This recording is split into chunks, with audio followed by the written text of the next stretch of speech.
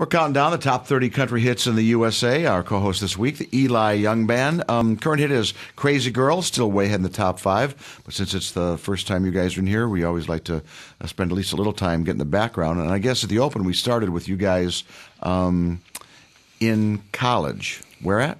We were at the University of North Texas, which is in Denton, Texas, north of Dallas-Fort Worth. So these three guys, John and James and Chris, met the year before I came to college. That was in '98.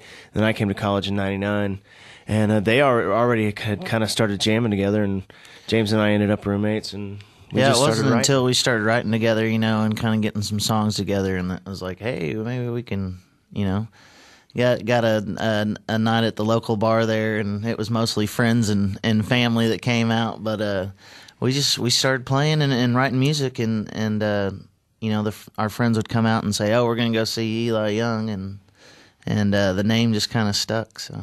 Oh wow, and yeah, because interesting enough, I mean, the band is made up of the names of two you guys. I mean, and I'm sure most people come up and say which one is Eli Young, but it's the last name of James and Mike. But did all you guys play in high school?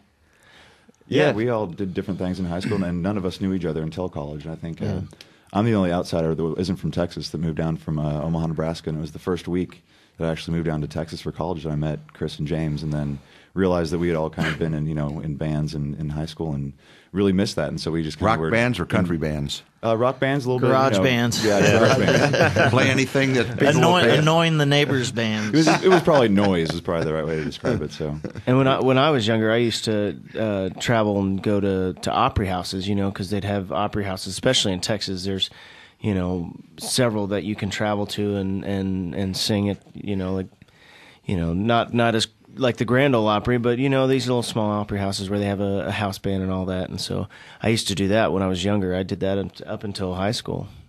And did the three of you guys, James, Chris, and John, did you have a different lead singer before this guy came along? No, I remember like once or twice we'd get together and there'd just be some, a fourth person, member X that would just come in and sing or do something like. There was really never this idea of we're starting a band and we want to.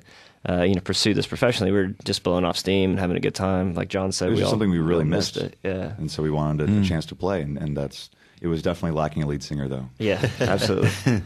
You guys had mentioned before. We talked before about how you were in a bunch of garage bands, country bands, rock bands, whatever, in high school, and then forward. But what was it about when you guys got together that you thought, well, this is a little something different. This is special. This is something that maybe we can make work, as opposed to what you'd done before? I think everything with us kind of happens organically. I mean, I don't think there was a moment where we said, this is it. We're going to go and take over the world. I think that we all dreamed of that, but in college we were, our focus was really on finishing our degrees. And then as time went on and we started actually when people started coming to see us play, I think that was when we realized that, it wasn't just our friends anymore that were coming to see us jam. It was just mom and dad. Moment. Oh my God, there are people we don't know out there.